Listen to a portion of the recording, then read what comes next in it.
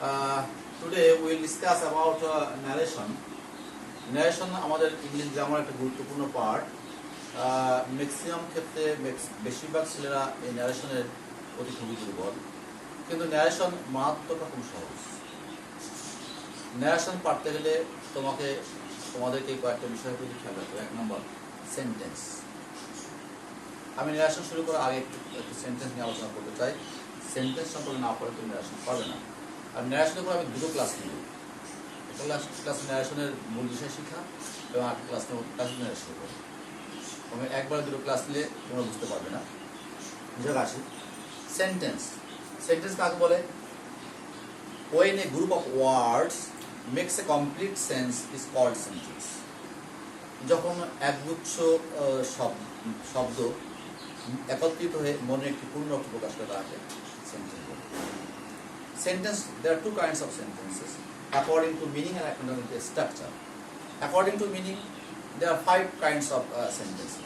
According to meaning, অর্থ অনুযায়ী sentence পাস করতে হবে। সেটা কি? assertive, interrogative, imperative, operative, and explanatory. According to structure, there are 3 kinds of sentences: simple, complex, compound. আমরা এখন সিম্পল, কমপ্লেক্স, কম্পাউন্ড নিয়ে আলোচনা করবো না। আমরা অর্থ অনুসারে সেন্টেন্স পাস করতে assertive, interrogative, imperative, operative and explanatory. Assertive sentence কোনো বর্ণনামূলক, হ্যাঁবোধক বা নাবোধক বর্ণনা। ইন্টারোগেটিভ সেন্টেন্স কোনো প্রশ্ন করা বলতে তাকে ইন্টারোগেটিভ সেন্টেন্স বলা হয়। ইন্টারোগেটিভ সেন্টেন্স আবার 3 প্রকার। আমরা জানবো WS question, yes no question এবং ট্যাগ কোশ্চেন। ট্যাগ কোশ্চেন আমি আলাদা একটা ক্লাস দিব। ইম্পারেটিভ সেন্টেন্স যে বাক্য দ্বারা কোনো আদেশ অনুরোধ উপদেশ তা বোঝায় তাকে ইম্পারেটিভ সেন্টেন্স বলে। ইম্পারেটিভ সেন্টেন্স একটা সংক্ষিপ্ত আলোচনা বলছি আমি, একটা খুব সংক্ষিপ্ত হবে। সাধারণত ইম্পারেটিভ বক্তা এবং শ্রোতা সামনাসামনি আলোচনা হয়, ফেস টু ফেস, এবং সর্বদাই সেকেন্ড পারসনের সঙ্গে কথা বলা হয়। ইম্পারেটিভ সেন্টেন্সে সাধারণত সেন্টেন্সের শুরুতে প্লিজ, নেভার, অলওয়েজ, যে কোনো ভার্ব, লেট বা লেটাস ইত্যাদি থাকে। যখন কোনো লেট বা লেটাস দিয়ে কোনো কোশ্চেন থাকে তখন তারা 2 রকম হয়ে যাবে। লেটাস দ্বারা কোনো কোশ্চেন হবে তাহলে প্রস্তাব বোঝাবে, আর লেট আজ না থেকে অন্য কিছু থাকলে, লেট মি, লেট দেম থাকলে অনুমতি প্রার্থনা করা হবে। এই বিষয়গুলো না বুঝলে ন্যারেশন পারবে না। এই বিষয়গুলো ভালো করে বুঝে আসতে হবে। এবার অপারেটিভ সেন্টেন্স দোয়া, প্রার্থনা, আশীর্বাদ বুঝালে থাকে। অপারেটিভ সেন্টেন্স ইসলামিক সেন্টেন্স আকস্মিক আনন্দ। ইসলামিক সেন্টেন্স 2 ভাগে বিভক্ত করতে, একটা আনন্দ, একটা দুঃখ। আনন্দ হলে এক্সপ্লেন উইথ জয় ন্যারেশনের ক্ষেত্রে, দুঃখ হলে এক্সপ্লেন উইথ সরি। রেসপন্স সেন্টেন্সের ক্ষেত্রে আনন্দ হলে is a matter of joy that, আর দুঃখ হলে is a matter of sorrow that. তোমাকে ভালো করে বিষয়টা বুঝতে হবে। যাই আমরা আশা করি তোমরা সেন্টেন্স সবাই পড়েছো আর ভালো করে পড়বে। আমি এবার ন্যারেশন নিয়ে আলোচনা করছি।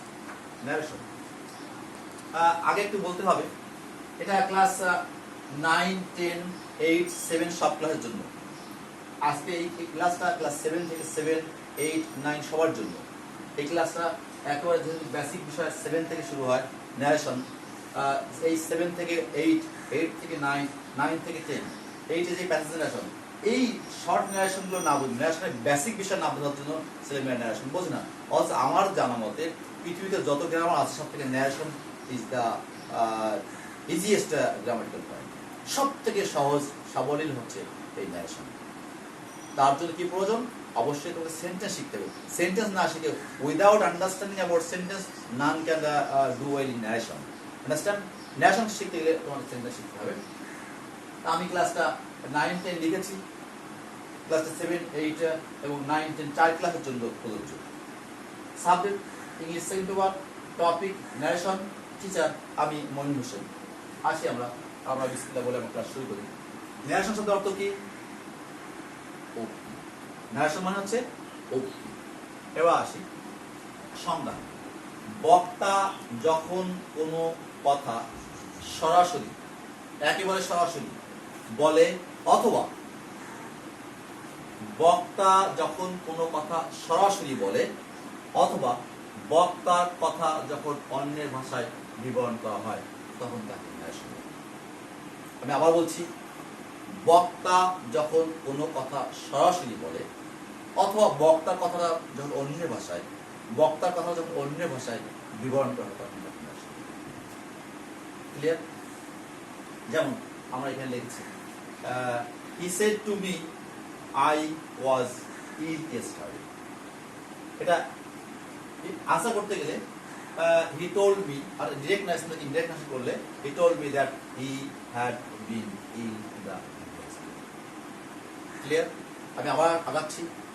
বক্তা যখন কোনো কথা সরাসরি বলবে, একেবারে সরাসরি বলবে, অথবা বক্তা উপস্থিত নেই, বক্তার কথা যখন অন্য ভাষায় বিবরণ করা হয় তখন তাকে নারেশন বলা হয়।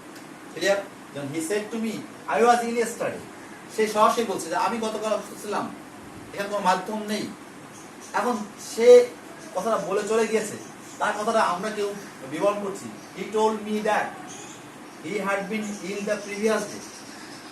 ওকে, তাহলে ক্লিয়ার হলো? তাহলে আমরা সংজ্ঞাটা পেলাম যে বক্তা সরাসরি বলবে অথবা বক্তার কথাটা অন্য ভাষায় বিবরণ করা তাকে নারেশন। আমরা একটা এক্সাম্পল নিলাম। এবার প্রকারভেদ। ন্যারেশন দুই প্রকার। কয় প্রকার? ন্যারেশন দুই প্রকার। কি বলেছি? কয় প্রকার? ন্যারেশন দুই প্রকার। একটা ডিরেক্ট ন্যারেশন আর ইনডিরেক্ট ন্যারেশন। তোমরা কি বলতে পারবে ডিরেক্ট ন্যারেশন কাকে বলে, ইনডিরেক্ট ন্যারেশন কাকে বলে? ঠিক আছে, ডিরেক্টটা দেখো একটু বুদ্ধি খাটালে তুমি পেয়ে যাবা। আমার কোশ্চেনের মধ্যেই আমি যে ডেফিনেশনে দিয়েছি, সংজ্ঞাটা দিয়েছি, সংজ্ঞার মধ্যে বক্তা যখন কোনো কথা সরাসরি বলে, সরাসরি বললে ডিরেক্ট ন্যারেশন। আর বক্তার কথা যখন অন্য ভাষায় বিবরণ করা হয় ইনডিরেক্ট ন্যারেশন বলা হয়। ডিরেক্ট এবং ইনডিরেক্ট নিয়ে কথা বলি। অনেকে বলে ডাইরেক্ট, ডাইরেক্ট শব্দটা সঠিক নয়, ডিরেক্ট। তোমরা অবশ্যই ক্রিকেট খেলা দেখে থাকো, টিভিতে দেখবা direct hit, direct throw, director শব্দগুলো আমরা পাবো। যাও আসি, ন্যারেশন দৃষ্টিকোণে কয় প্রকার? দুই প্রকার, direct narration, indirect narration. Direct narration বক্তা যখন কোনো কথা সরাসরি বলে, কোনো মাধ্যম নেই, সরাসরি বলছে, সরাসরি direct narration. Indirect narration, direct narration example হচ্ছে he said to me I was ill, সরাসরি সে বলছে। ইনডিরেক্ট ন্যারেশন কাকে বলে? বক্তার কথা, বক্তার কথা যখন অন্য ভাষায় বিবরণ করা হয়, বক্তার কথা যখন অন্য ভাষায় বিবরণ করা হয় তখন ইনডিরেক্ট ন্যারেশন। ক্লিয়ার? বুঝতে পেরেছো? একটা সরাসরি বলছে। ওকে, আমরা পার্ট বাই পার্ট আসি। ওকে, আমরা আসি। Direct narration, he said to me I was ill yesterday, আমি গতকাল অসুস্থ ছিলাম। এবার আসি, ডিরেক্ট ন্যারেশনটা আবার দুটো অংশে বিভক্ত। অংশে বিভক্ত দুই অংশে। একটা রিপোর্টিং ভাব,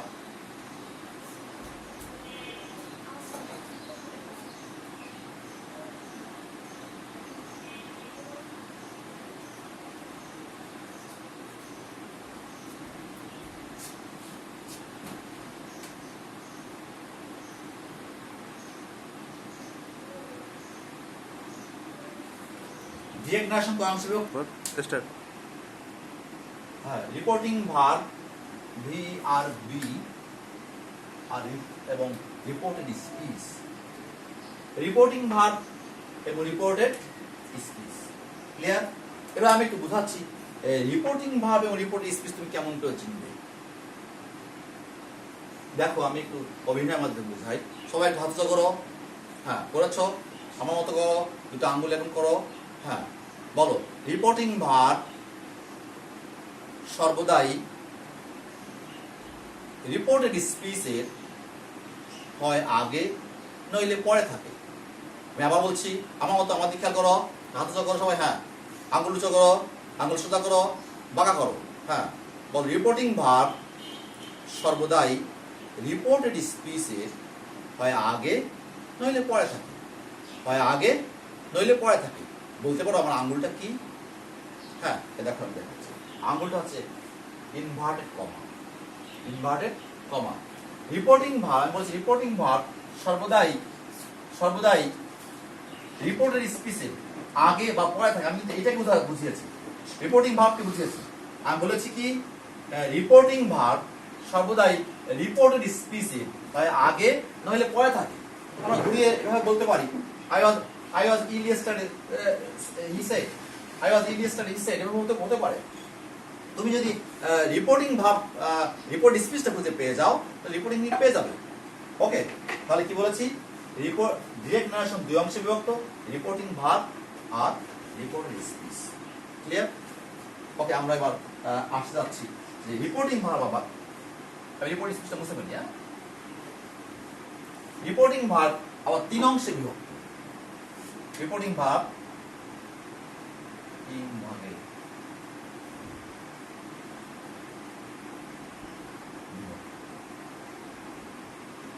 1 2 3। 1 নম্বর হচ্ছে স্পিকার,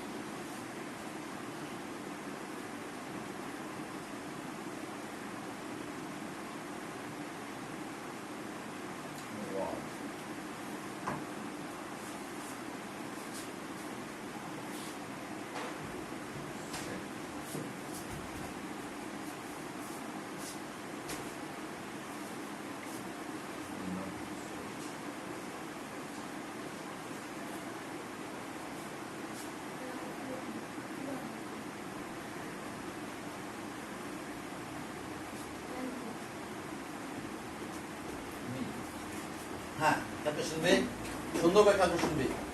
বেসিক বিষয় শুনে, একটা বিল্ডিং এর ভিত যদি সুন্দর না হয়, ভিত যদি ভালো না হয়, ওই বিল্ডিং হাই রাইজ বিল্ডিং করা যায় না। হাই রাইজ বিল্ডিং করতে গেলে ভিত মজবুত করতে হবে, তোমার বেস ভালো হতে হবে। বেস, এটা ন্যারেশনের বেস। আমি বলেছি এটা রিপোর্টিং ভার্ব, রিপোর্টের স্পিচ। রিপোর্টিং ভার্বটা আবার তিন অংশে বিভক্ত। রিপোর্টিং ভার্ব এই অংশটা কোন অংশ বলেছি, রিপোর্টিং ভার্বটা। রিপোর্টিং ভার্বটা কোন অংশে বিভক্ত, তিন ভাগে বিভক্ত। একটা বলেছি স্পিকার, স্পিকার মানে বক্তা, যিনি কথা বলছেন। এরপরে কি রিপোর্টিং ওয়ার্ড, রিপোর্টিং ওয়ার্ডটা কি সেড টু, সাধারণত ভার্বটাকে বোঝায় সেড টু, রিপোর্টিং ওয়ার্ড। এবং last of all me, the person is spoken to, Bangla যদি বলা হয় শ্রোতা, বাংলা কি হবে এটাকে, শ্রোতা।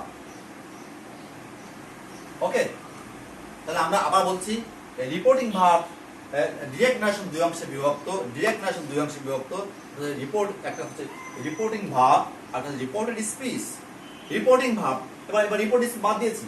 রিপোর্টিং ভার্বটা আমি এটা মুছে দিই। রিপোর্টিং ভার্বটা কয় অংশে বিভক্ত, তিন অংশে বিভক্ত। কি, speaker he, reporting word said to, আর দ্য পারসন স্পোকেন টু হচ্ছে মি। ক্লিয়ার? আর রিপোর্ট স্পিচ আমরা আগে বলেছি, রিপোর্ট স্পিচের উপর একটাই, তা হচ্ছে ইনভার্টেড কমা। রিপোর্ট স্পিচ কখনো ইনভার্টেড কমার বাইরে থাকে না, সর্বদা ইনভার্টেড কমার মধ্যে থাকে। ওকে, আমরা নেক্সট আবার। এবার আসলে রুল, বেসিক্যালি দুটো রুলের উপর ভিত্তি করে ন্যারেশন করা হয়। কয়টা রুল? দুটো রুল। তা হচ্ছে rule number 1, reporting verb present অথবা ফিউচার টেন্স হলে রিপোর্টের স্পিচ এ, মানে ডিরেক্ট ন্যারেশন থেকে ইনডিরেক্ট করার সময় টেন্স এর কোনো পরিবর্তন হয় না। যখন আমরা ডিরেক্ট থেকে ইনডিরেক্টে আসবো, তখন রিপোর্টিং ভার্ব প্রেজেন্ট অথবা ফিউচার টেন্স হলে রিপোর্টের স্পিচের টেন্সের কোনো পরিবর্তন হয়। ক্লিয়ার? হ্যাঁ, আমরা একটা এক্সাম্পল দিই। আবার বলছি, রিপোর্টিং ভার্ব প্রেজেন্ট অথবা ফিউচার টেন্স হলে রিপোর্ট স্পিচের টেন্সের কোনো পরিবর্তন হয় না। ওকে, স্টার্ট। ওকে, এবার আমরা বলেছিলাম রিপোর্টিং ভার্ব প্রেজেন্ট অথবা ফিউচার টেন্স হলে রিপোর্ট স্পিচের টেন্সের কোনো পরিবর্তন হয় না। দেখো, তার একটা এক্সাম্পল দিয়েছি। He says to me I was ill yesterday. He says to me, দেখো সেজ কোন টেন্সে আছে, মূল বিষয়টা এটা, মূল বিষয়টা সেজ প্রেজেন্ট টেন্সে আছে। তো তাহলে এই পাশে রিপোর্টের স্পিচের টেন্সের পরিবর্তন হবে না। হি টেলস মি, সেজ নাম টেলস করব, tales me comma question that, আমরা এই কমা কোশ্চেন তুলে দিয়ে ইনভার্ট কমা তুলে দিয়ে লিখবো দ্যাট হি, আর জায়গায় হি ওয়াজ ইন দা প্রিভিয়াস। এখানে শুধু বিষয় নৈকট্য সূচক শব্দগুলো দূরবর্তী সূচক শব্দে রূপান্তরিত হবে। এটা সব ক্ষেত্রেই রিপোর্টিং ভার্ব প্রেজেন্ট টেন্স হলো নৈকট্য সূচক শব্দগুলো দূরবর্তী সূচক শব্দে রূপান্তরিত হবে। রিপোর্টিং ভার্ব পাস্ট টেন্সে হলো নৈকট্য সূচক শব্দগুলো দূরবর্তী সূচক শব্দে রূপান্তরিত। ক্লিয়ার? তাহলে আমরা আবার আসি। He says to me, he says to me, says to me, says to me I was ill yesterday.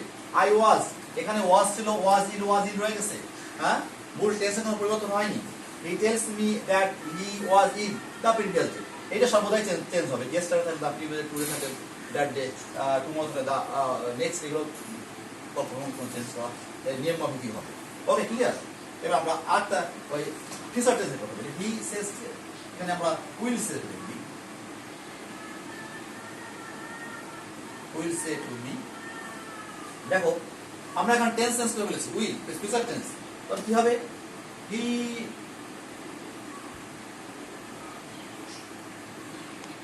will tell me that he will say to me I was ill yesterday, he will tell me that he was ill the previous day. দেখো টেন্সে কোনো পরিবর্তন হয়নি, clear? এটা এটা এটা আমাদের জানতেই হবে, না জানলে তুমি কিন্তু ভুল করে বলবে। ওকে, আমরা নেক্সট এক্সাম্পল যাচ্ছি। আমরা 2 নম্বর রুল নাম্বার 2 বলেছিলাম। রুল নাম্বার 2 বলেছিলাম যে রিপোর্টিং ভার্ব পাস্ট টেন্স। দেখো এবার পাস্ট, এই পাস্ট হয়ে গেল। সে এখন সেজ নেই, উইল সেও নেই, এখন কি আছে? Said. He said to me, tense পরিবর্তন হয়েছে। He said to me I was ill yesterday. এবার আনসার কি আসছে? হি টোল্ড মি, এবার কোন দ্যাট, আই হয়েছে হি, ওয়াজ ছিল হ্যাড বিন, ওয়াজ অর্থাৎ কি হ্যাড বিন হয়েছে, আর হ্যাড বিন ইল দা। এখানে দেখো টেন্স ওয়াজ থাকার জন্য এখানে হ্যাড বিন হয়েছে, ক্লিয়ার? দা প্রিভিয়াস। ওকে, আমি এটা ওয়াজ কেন হ্যাড বিন লেখা আমি ব্যাখ্যা দিব একটু পরে, আমি শুধু একটু বলে রাখছি। এবার আসি, যদি ন্যারেশন চিরন্তন সত্য হয়, রিপোর্ট ডিসপ্লে চিরন্তন সত্য হয় এখানটায়, অর্থাৎ অধ্যায়গত কাজ বোঝায়, তাহলে কিন্তু টেন্সের কোনো পরিবর্তন হয় না। এবং আরো একটা বিষয়, রিপোর্টিং ভার্ব যদি একাধিক পাস্ট টেন্স থাকে, he said to me I was ill and I could not go to school yesterday, যদি পরপর দুটো বাক্য থাকে, দুটো বাক্য পাস্ট টেন্স হয়, তাহলে রিপোর্টিং ভার্ব পাস্ট টেন্স হলেও এবার টেন্সের কোনো পরিবর্তন হয় না, ক্লিয়ার? ওকে, আমি আগেই বলেছি ন্যারেশন সবথেকে সহজ, পৃথিবীর সবথেকে সহজ গ্রামার ন্যারেশন। ন্যারেশন জানতে গেলে যা জানতেই হবে, যেটা জানলে ন্যারেশন সহজ হয়ে গেল। এটা জাদু। অ্যামিজার থাকলে, আমরা প্রেজেন্ট টেন্স থাকলে আমরা পাস্ট টেন্স করব। কি করব? অ্যামিজার থাকলে ওয়াজ ওয়ার করব, হ্যাভ থাকলে আমরা হ্যাড করব, ডিড থাকলে হ্যাড প্লাস ভিথি মানে ভালো past participle form, was were থাকলে আমরা হ্যাড বিন করব, হ্যাড থাকলে হ্যাড নো চেঞ্জ, হ্যাড থাকলে কোনো চেঞ্জ করা যাবে না। শ্যাল উই, বর্তমানে আমরা শ্যাল ব্যবহার করি না, উইল ব্যবহার করি। Would plus V one verb present form, can থাকলে could plus V one, may থাকলে মাইট প্লাস ভি অন। আমি আবার বলছি, প্রেজেন্ট টেন্স থাকলে পাস্ট টেন্স, অ্যামিজার থাকলে ওয়াজ ওয়ার, হ্যাভাস থাকলে হ্যাড, ডিড থাকলে had plus V V, was were থাকলে হ্যাড বিন, হ্যাড থাকলে had no change, shall we থাকলে would plus V one, can থাকলে could plus V one, may থাকলে might এভাবে যে কোনো মডেল করতে ওভাবে চেঞ্জ হবে। Okay, how to change the tense? Tense change করতে গেলে তোমাকে দুটো জিনিস থাকতে হবে, এখানে পাস্ট টেন্স থাকতে হবে, প্লাস এই পাস্ট টেন্স যখনই হবে তখন এখানে এটা চেঞ্জ হয়ে যাবে। যেমন he said to me I am ill, answer কি হবে?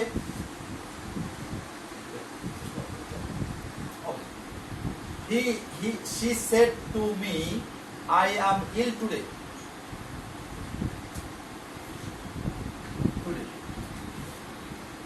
এটা পাস্ট টেন্স থাকার জন্য এটা কিন্তু ওয়াজ, আমরা বলেছিলাম যে আমি যখন ওয়াজ অন হয়ে যায়। she told me that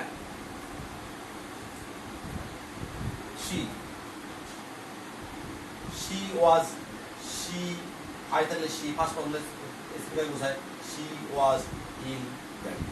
Okay, next, she said to me I am reading a book now. She told me that she was reading a book then. এখানে দেখতে পাচ্ছি am হয়ে গেল was, এখানে am হয়ে গেল was। ওকে, যদি এখানে was থাকতো, কি হতো বলো তো?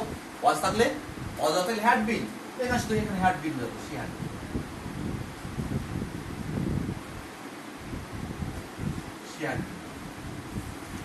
ওকে, যদি এখানে এভাবে থাকতো he said to me I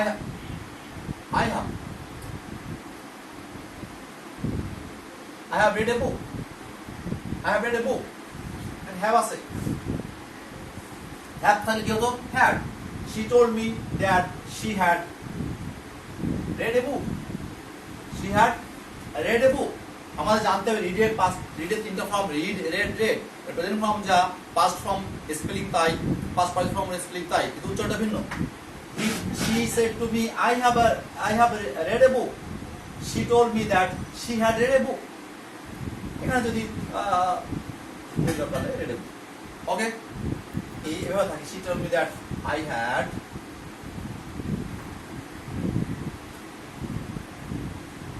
done it. তাহলে এখানে she told me that she had